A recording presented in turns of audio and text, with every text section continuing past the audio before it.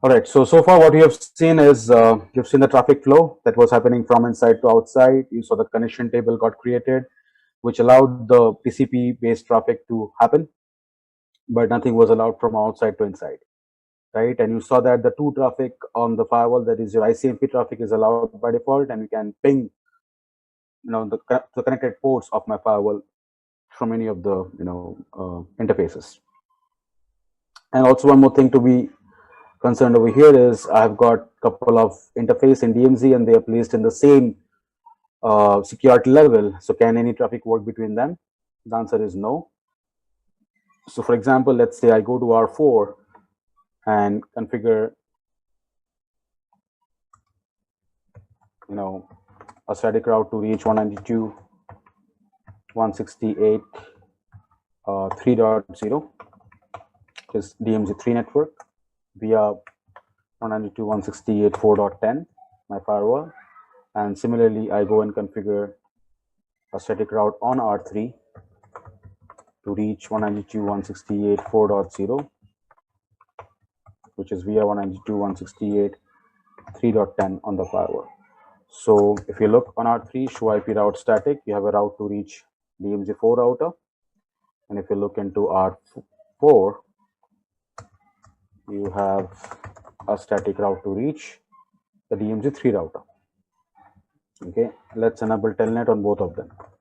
Line VTY04, password Cisco, login, transport input all, and say a device password. It's also Cisco. Same thing on 3.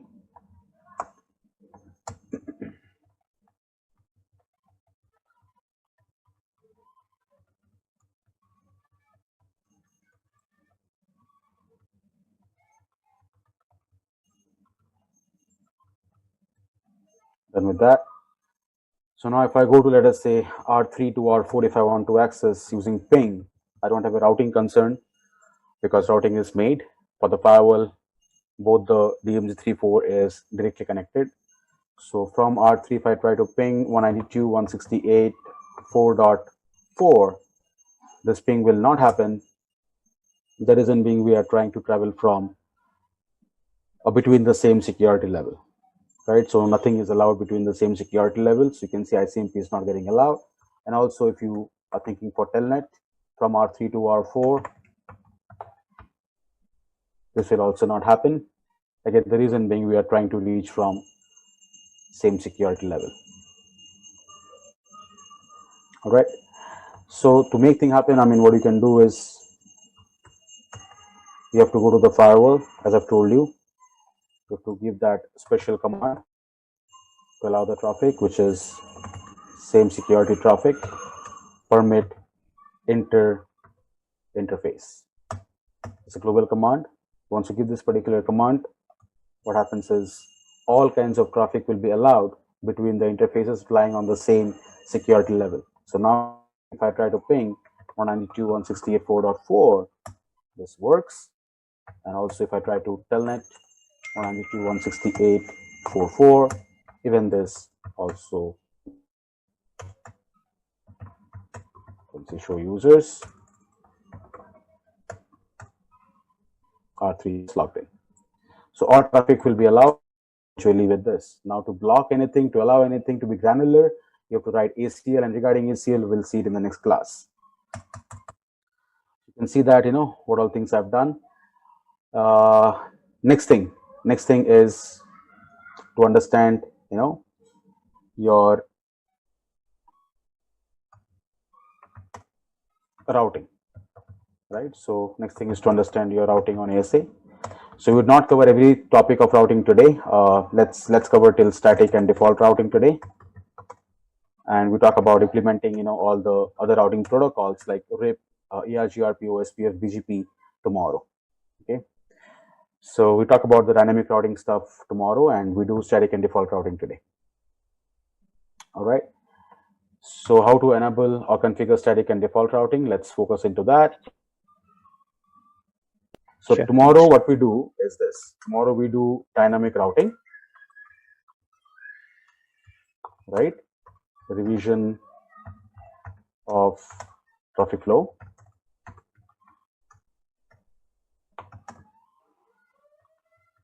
Remote management, which is basically controlling the to traffic. And 6, if time permits, we will start NAT on ASA. Right. So mostly my focus things will be till here. If time permits, we will start the NAT-in concept of ASA. Sure. Thanks. All right. Yeah. So let's see how to enable static and dynamic routing. Sorry, static and default routing. So going to that. So right now let's consider. If ASA. Okay. So for example, if R1 needs to reach to this internet resources, so I am considering R2 as my ISP. I'm considering R2 as my ISP, and these are the internet resources that my corp users wants to reach. Let us say this network are my corp LAN users, so they wants to reach this, internet resources, right? So let's say if I want to allow it, how it is possible, right? So let us say I want to send HTTP traffic or HTTPS traffic, right, from this source to this destination, which the traffic has to go from all the way to outside. So can they be allowed? The answer is yes. Basically, if R1 knows regarding the internet route, that will be allowed. So generally, to allow internet route from your LAN network or LAN edge devices, what do? You normally configure a default route to reach internet, right? And from the ASA also, because when the ASA has to reach this internet resources, he also must have a default route, because towards internet resources, you normally configure a default route via your ISP, right? And also the ASA should know about this 10.series network, which is lying behind this edge router. So ASA should have something called as a static route to reach those 10.series subnets. So what I want right now is this. I want static route to be configured on the ASA in this direction, and there will be a default route configured from the ASA, which is towards the ISP. So this side I'm going with default route, and all the other sides I'm going with static routes. All right. And on all the edge routers, I'll be configuring a default route so that all the networks are reachable. Okay. As well as for pinging purpose, I'll configure a default route on the ISP as well. But generally, ISPs will never configure a default route back to the corporate networks. The reason is, if you do NAT here, okay, then the source of the traffic will be always NATed through the firewall when the traffic reaches to the destination. So since I'm not doing NAT, in that case, translation of IPs will not be done. So basically, I have to allow routing from the outside world to reach the specific networks from where the packet was originated. All right. So keeping that in a point here, so we don't miss. So what we are doing is this for static, and so we're going to configure on ASA static routes to reach inside DMZ3 and DMZ4 networks. Configure default route on ASA to reach the outside internet resources. Configure default route on all the edge routers, including R2, which is basically the outside router, since NAT is not configured yet on the ASA. All right. Is this point clear? Why I'm configuring, default route on R2? Why should I configure default route on R2?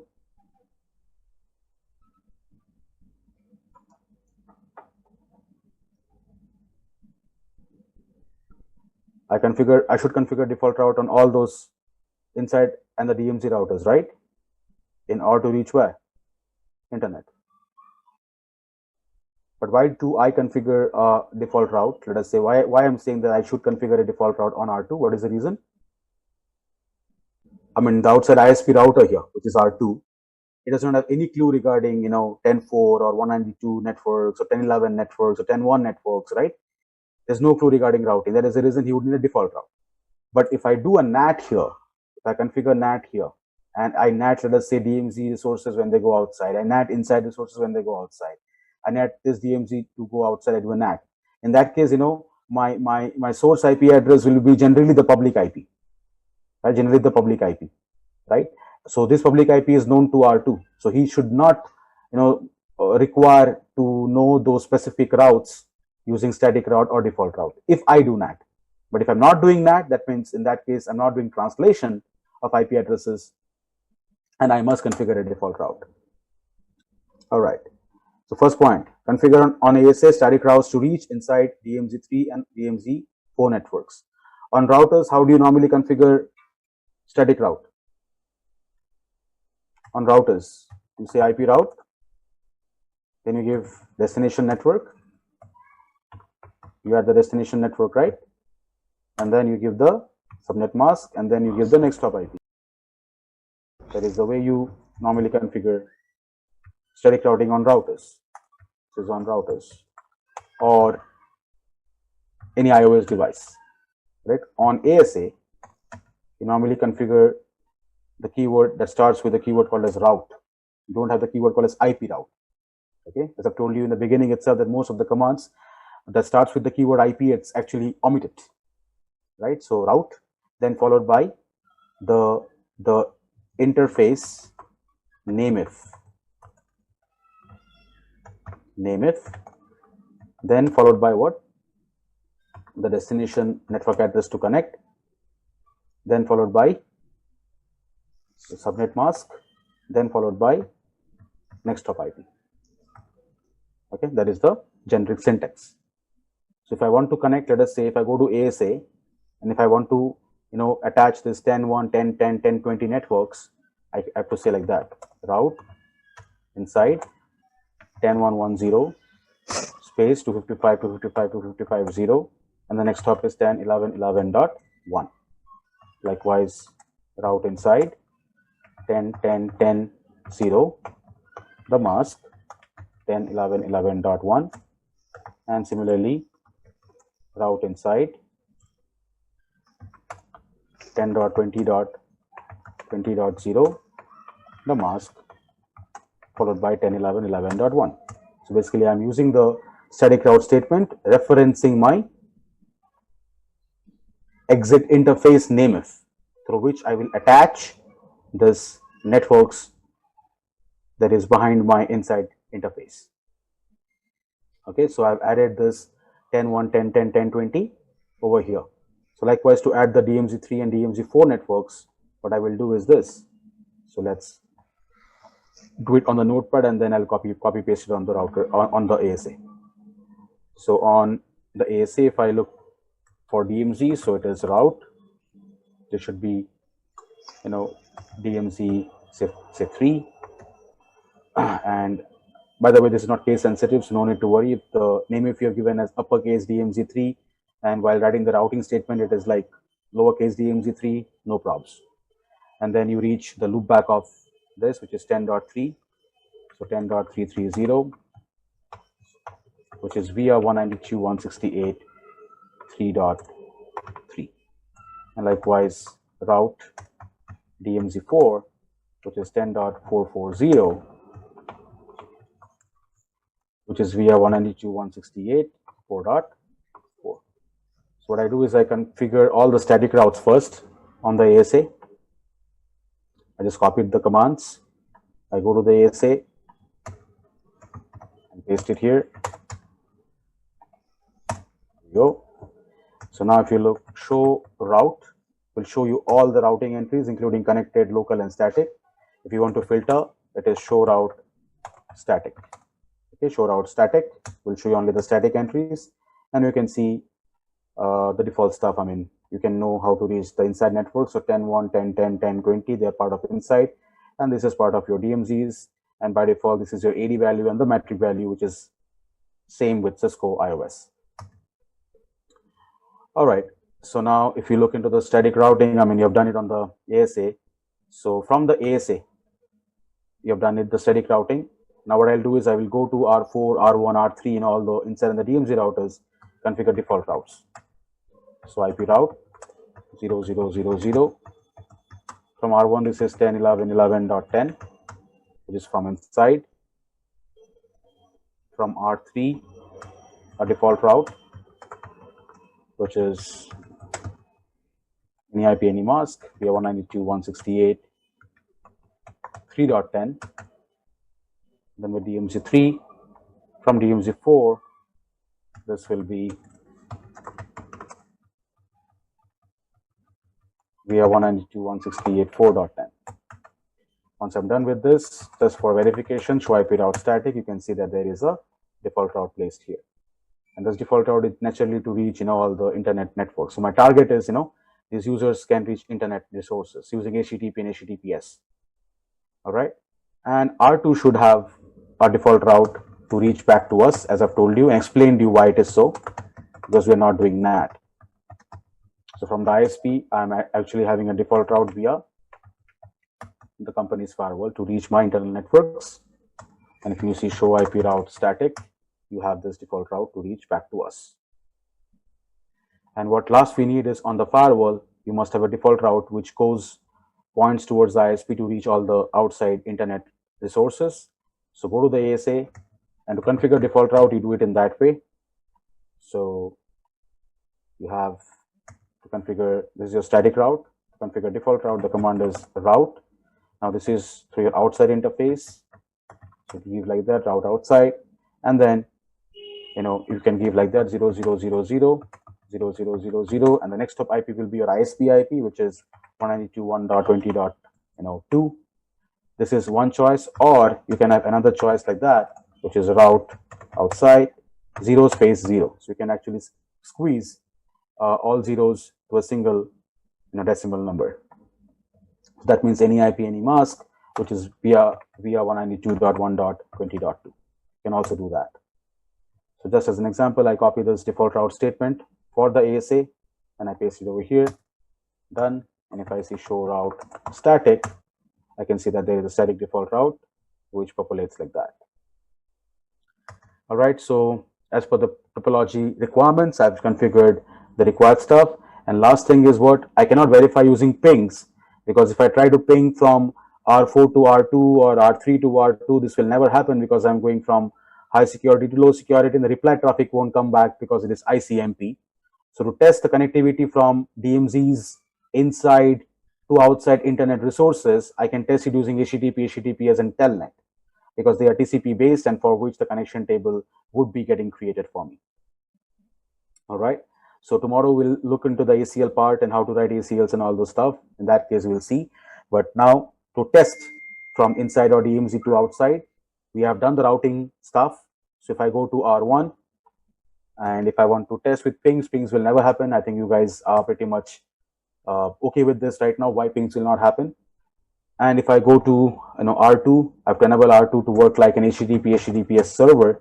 So the command is IP HTTP server, and I can say IP HTTP secure server. So when you say IP HTTP server and IP HTTPS to your router, so basically you are enabling port number 80 and port number 443 on the router iOS. So now what we do is from inside, if I want to test the connectivity, so I say like that, telnet, look, telnet, I want to reach, let us say, 199.1.1.1, right? But I want to reach on port number 80. So basically I am sending the traffic, not using port number 23, but using port number 80. Once I do that, when you see the keyword as open, that means where HTTP session is getting allowed, right? So your SYN packet from inside to 199 to the internet and the SYN-ACK and ACK was all happening. And this was happening because it is HTTP traffic based on TCP, and the ASA would have made a connection table by now. So yeah, you can see that. So the return traffic from 199.111 on port number 80 to inside, it is there. All right. So likewise, if you want to test using HTTPS, it is telnet to, let us say, 200.111, sorry, telnet 200.111 on port number 443. You can do that. It is open, and you can go to ASA and see the connection table, show con. You can see that connection table for 443 from 200.111 is getting allowed for the inside network.